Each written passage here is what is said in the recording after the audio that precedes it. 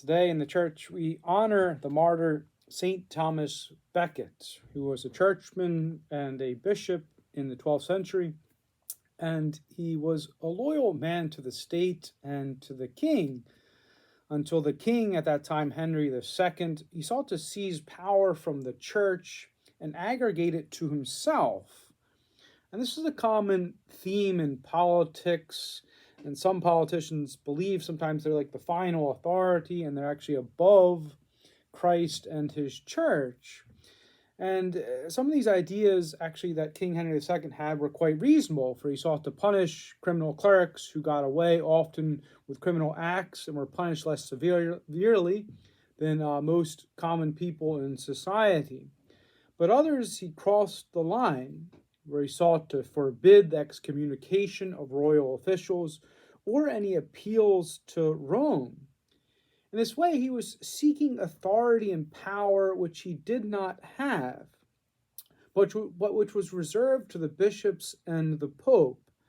And further, he wanted the power to influence bishops' elections, and finally, the revenue of vacant sees in current areas where there was no bishop.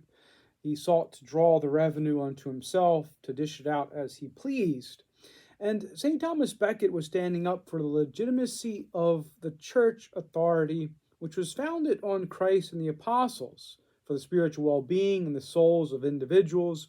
And therefore the church, just as the state, is a distinct institution that has its own rights from God to act.